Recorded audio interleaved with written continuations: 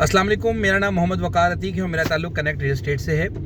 DHCT Karachi के बारे में बात करूंगा और वो लोग जो DHCT कराची के बारे में मालूमात रखते हैं उनके लिए भी है ये, और जो लोग करना चाहते हैं इन फ्यूचर इसमें इन्वेस्टमेंट DHCT कराची में, ये वीडियो उन लोगों के लिए भी है। कोशिश कीजिएगा आखिर तक ये वीडियो देखें।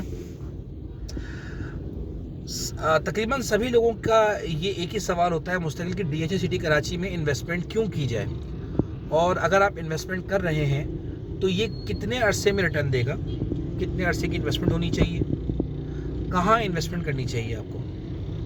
तो इन सब सवालों के मैं जवाब देता हूँ आपको। DHCT कराची इन्वेस्टमेंट की जगह है, ये आंखें बंद करके इन्वेस्टमेंट करने की जगह है। बहरिया टाउन रिहाइश की जगह है, DHCT कराची इन्वेस्टमेंट की जगह है। एक ब्रांड है बहुत बड़ा, इन्होंने लोगों को परफॉर्म करके दिया है, डिलीवर किया है, फ्रॉड नहीं किया। एक अथॉरिटी है जिस पे मेरा और आपका, हम सबका ट्रस्ट है।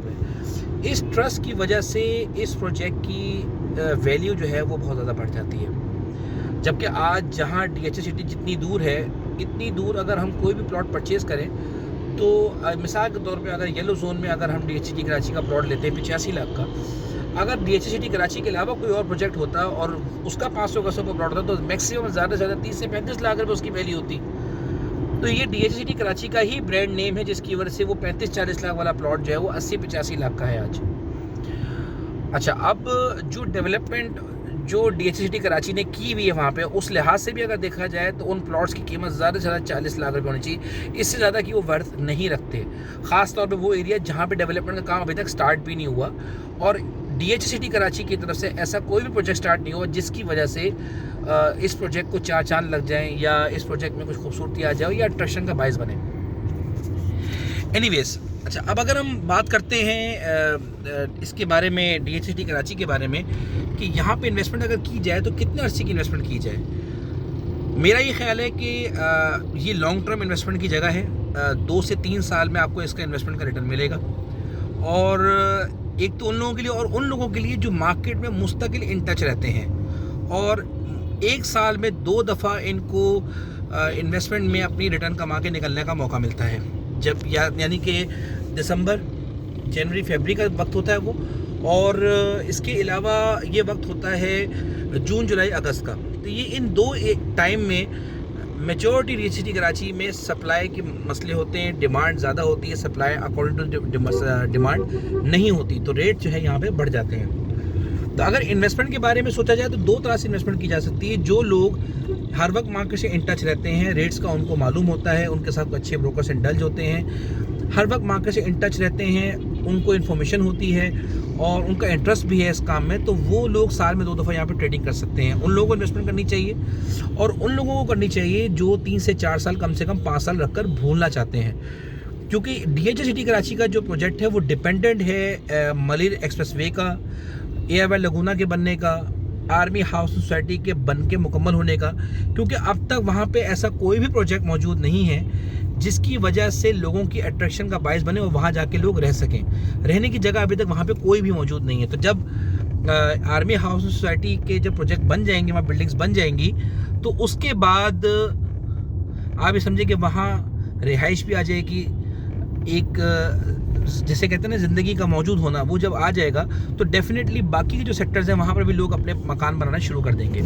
अच्छा, इससे आगे हम अगर बढ़ते हैं तो DHCT कराची में इन्वेस्टमेंट कहाँ करनी चाहिए। DHCT कराची में मेजॉरिटी 500 गज़ के सेक्टर्स हैं, 16 सेक्टर्स हैं। 16 के हर सेक्टर के तकरीबन 4 सब सेक्टर्स हैं, तो तकरीबन 64 सेक्टर्स हो जाते हैं। मेजॉरिटी 500 गज़ के हैं और इसमें 1000 गज़ के भी कुछ सेक्टर्स हैं, 125 गज़ के से 2 ही सेक्टर्स हैं। इसके अलावा 1000 गज़ के 4 से 5 सेक्टर्स हैं, 2000 गज़ के 4 से 5 सब सेक्टर्स हैं। मेरी राय में अगर आपने इन्वेस्टमेंट करनी लॉन्ग टर्म तो आपको येलो जोन में लेना चाहिए, जो कि 9, 10, 11, 12 हो गए। और अगर आपके पास अमाउंट कम है तो आप 14, 15, 16 में जा सकते हैं 500 गज़ के लिए। और अगर आपके पास अमाउंट कम है तो आपको 300 और 200 में करना चाहिए इन्वेस्टमेंट। रेट ऑफ रिटर्न उस प्रोजेक्ट में मिलता है जो आपने उस मार्केट के लिहाज से अच्छी प्राइस में परचेज़ किया हुआ होगा।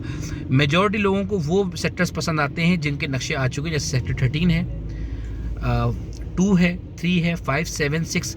इनके नक्शे आ चुके हैं तो लोगों को ज़्यादातर ये अट्रैक्ट करते हैं, क्योंकि वो ये नहीं चाहते कि उनका plot in future commercial facing आ जाए या कोई गोले वाला प्लॉट आ जाए, किसी ना किसी तरह से अफेक्टेड हो जाए। तो इस लिहाज से अगर देखा जाए तो दो तरह की इन्वेस्टमेंट आप कर सकते हैं। अगर आपके पास 1 से 1.5 करोड़ रुपए की इन्वेस्टमेंट है तो DHT कराची में येलो जोन में एक प्लॉट लिया जाए और एक 200 गज का प्लॉट लिया जाए। अगर आपके पास 60 से 70 लाख रुपए मौजूद हैं तो आपको 300 गज का प्लॉट लेना चाहिए 14B में। और अगर आपके पास 80 से 85 लाख रुपए 90 लाख रुपए तक का बजट है तो आपके पास ऑप्शन सेक्टर 2AB में 300 गज के बनते हैं।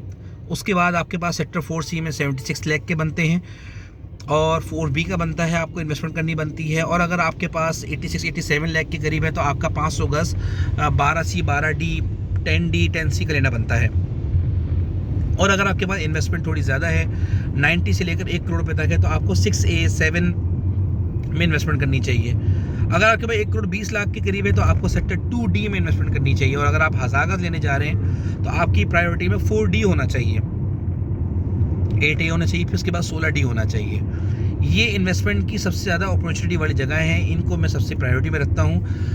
और मज़ीद बाकी सवालात हों, 125 गज के सिर्फ 2 सेक्टर्स हैं, 14A और B, दोनों में से किसी में भी आप इन्वेस्टमेंट कर सकते हैं। अच्छे सेक्टर्स हैं, सस्ते सेक्टर्स हैं, 35 से 36 लाख रुपए में आपको फ़ाइल मिल जाती है, इसका ओन है। बाकी 3,75,000 में फ़ाइल की प्राइस होती है। इन्वेस्टमेंट करने के लिहाज से डिपेंड करता है आपने इन्वेस्टमेंट कितनी करनी है, फिर उस लिहाज से आपको सेक्टर बताया जाता है कि कहाँ आप इन्वेस्टमेंट करें और कहाँ नहीं करें। 4E को मैं रिकमेंड नहीं करता, 17 सेक्टर को रिकमेंड नहीं करता मैं, ज़्यादातर 15A को रिकमेंड नहीं करता, 16C में 500 उसको रिकमेंड नहीं करता। मैं इन सेक्टर्स को ज़्यादा रिकमेंड नहीं करता। 13E को रिकमेंड नहीं करता मैं। 11E में कोई 500 का आ जाए उसको हम रिकमेंड नहीं करते। 17 सेक्टर को तो बिल्कुल ही रिकमेंड नहीं करते। इसके बाद मैं 3A को बहुत ज़्यादा रिकमेंड नहीं करता और 5ABC को भी मैं रिकमेंड नहीं करता, क्योंकि पहाड़ियों का सिलसिला है, प्लॉट जाके देखना बनता है। और अगर कोई बंदा ये ख्वारी कर सकता है तो उसे प्लॉट जाके परचेस करना चाहिए। अदरवाइज़ सेक्टर 5 को मैं बहुत ज़्यादा अट्रैक्ट नहीं करता, 4A को मैं अट्रैक्ट नहीं करता। तो ये वो सेक्टर्स हैं जिनके बारे में हम ज़्यादातर बात नहीं करते, इनमें इन्वेस्टमेंट के बारे में ज़्यादा इंकरेज पार्टियों को नहीं करते।